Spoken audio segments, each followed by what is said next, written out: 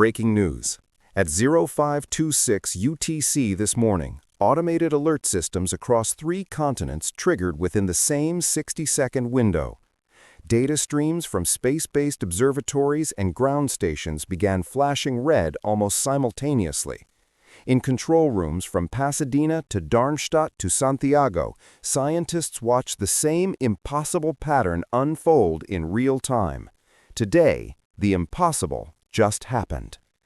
Moments ago, a massive interstellar object, measuring nearly 100 times larger than 3I Atlas by preliminary radar cross-section, entered the inner solar system on a converging trajectory. And according to the first orbital solutions, it is not simply passing through, it is moving toward 3I Atlas. This changes everything we thought we knew. If you want real-time updates on the most mysterious cosmic events ever recorded, make sure to like, subscribe, and stay with us, because what you're about to hear is not speculation, it is data, and it is unprecedented. The confirmation did not come from a single telescope or a lone analyst staring too long at a noisy screen. It came from convergence. NASA's Deep Space Network first registered the anomaly as an unexpected radar echo far beyond the orbit of Mars. Minutes later, ESA's European Space Network confirmed a matching return from stations in Spain and Australia. Almost simultaneously, optical observatories in northern Chile reported a faint but enormous silhouette drifting against the star field, its apparent magnitude inconsistent with any known asteroid or comet at that distance. At Harvard's Center for Astrophysics, graduate students were instructed to halt simulations mid-run. At Caltech's Jet Propulsion Laboratory, senior scientists were pulled into emergency briefings before sunrise.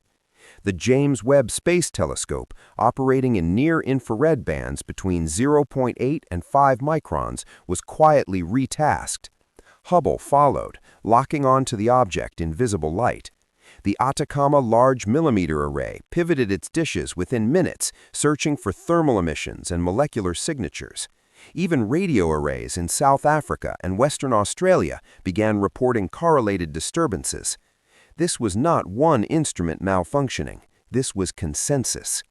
For scale, detections were confirmed from North America, Europe, and South America within the first 12 minutes. Spectral data began arriving shortly after. Early estimates placed the newcomer at nearly 18 kilometers in effective diameter, roughly 100 times the estimated size of 3I Atlas. Its velocity relative to the Sun measured approximately 31 kilometers per second. Its trajectory was hyperbolic, interstellar. And most troubling of all, its projected path intersected the future position of 3I Atlas to within less than 0.002 astronomical units. In cosmic terms, that is not a near miss, that is alignment. 48 hours before the event, everything appeared deceptively calm.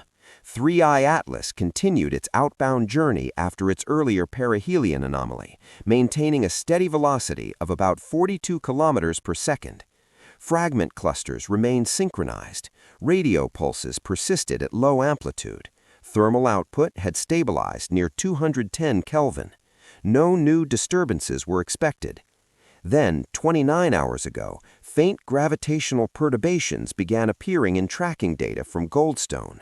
At first, analysts attributed the deviations to modeling uncertainty, tiny residuals on the order of micro-arcseconds. But when Madrid and Canberra confirmed the same residual pattern, concern spread quietly through the network. 11 hours later, the perturbations intensified. Orbital refinements showed that 3I Atlas was experiencing a subtle but persistent lateral acceleration, approximately 0.04 millimeters per second squared. There was no visible outgassing, no jet activity. Solar radiation pressure could not account for it. Something massive was influencing its trajectory. 6 hours after that, Atacama's thermal maps revealed faint heating in empty regions of space ahead of 3I Atlas. Not starlight, not solar reflection, a diffuse, structured warmth spanning tens of thousands of kilometers. The team realized they were not seeing 3I Atlas. They were seeing something approaching it. At 0526 UTC, high-gain radar finally resolved the intruder. The signal return was staggering. The object's radar cross-section exceeded anything previously recorded for an interstellar visitor. Its surface reflectivity suggested a composite structure, not loose rubble. Infrared spectroscopy revealed broad absorption bands between 2.7 and 3.4 microns, consistent with complex hydrocarbons, alongside narrow features that did not match any known catalog at that distance. Surface temperature measured approximately 160 Kelvin, despite its distance of nearly 2.3 astronomical units from the Sun. That was too warm. More alarming was its motion. The newcomer was not following a smooth ballistic arc. Its velocity vector changed in discrete steps, tiny adjustments of about 0.1 kilometers per second, occurring every 47 minutes. No natural process could produce such controlled course corrections without visible propulsion. This was no longer random. It was responding. As data poured in, scientists began reconstructing the timeline.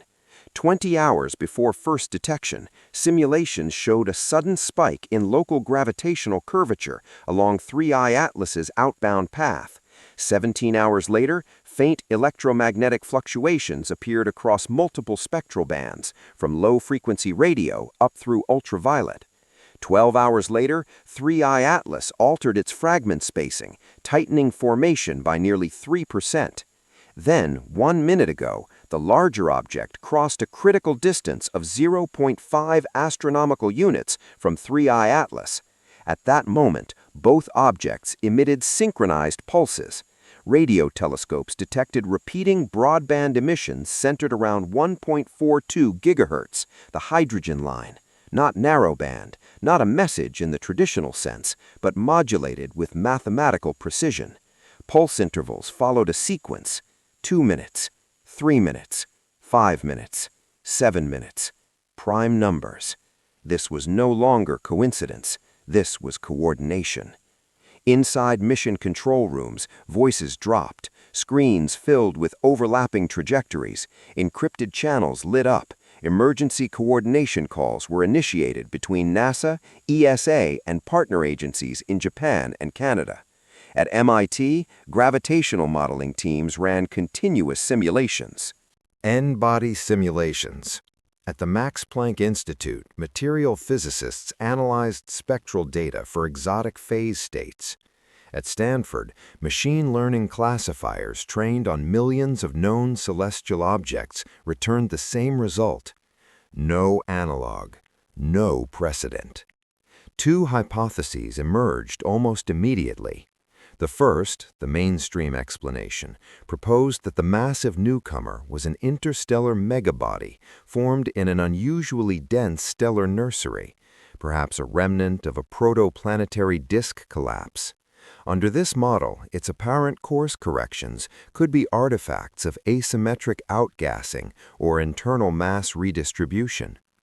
Proponents pointed to unknown interstellar chemistry, to exotic ices and complex organics capable of producing transient thrust. But the numbers did not cooperate. No outgassing plume was visible, no volatile signatures increased.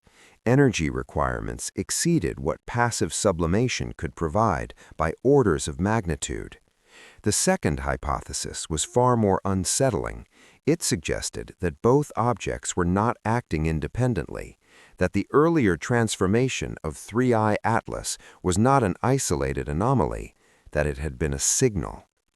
Dr. Elaine Kovacs at Harvard reportedly summarized it in a closed briefing. If this were a terrestrial system, we would describe this as rendezvous. Then came the escalation. 3 hours after the larger object's conformation, one fragment of 3I Atlas abruptly vanished from all sensors. Optical, infrared, radio, and radar returns dropped to 0 within the same 2-second window. There was no debris cloud, no thermal spike, no gravitational recoil. It simply disappeared. Within minutes, the remaining fragments adjusted their formation, redistributing spacing to maintain symmetry. Relative positions stabilized to within meters across distances of thousands of kilometers. At the same time, magnetometers aboard low Earth orbit satellites registered a localized disturbance, approximately 0.5 nanotesla, harmless but unprecedented in its timing. Radio blackouts flickered over parts of the Indian Ocean. 2 navigation satellites reported transient clock offsets measured in nanoseconds. Atmospheric scientists noticed slight irregularities in ionospheric density. No one announced panic, but no one dismissed it either. Inside control rooms, the atmosphere shifted from curiosity to restraint. Data releases slowed. Some datasets were quietly reclassified. World governments were briefed, not on conclusions, but on uncertainty. I remember staring at the live feed as updated trajectories rendered on the screen. The larger object continued to close the distance to 3I Atlas at a relative speed of approximately 4.6 kilometers per second. Estimated time to closest approach, 19 hours. 19 hours. Gravitational modeling showed that a passive flyby at that distance would induce measurable tidal effects on both bodies, but what followed in the simulations was stranger still. When researchers allowed for active course correction, the models converged on a stable formation scenario, 2 interstellar objects entering synchronized motion around a shared barycenter, a temporary system, a pairing. Spectral analysis added another layer. The newcomer emitted faint periodic radiation in the far infrared, peaking near 70 microns, consistent with structured internal heating. Meanwhile, 3I Atlas's emissions shifted phase, as if locking on to the same rhythm. This was no longer a chase, it was a conversation.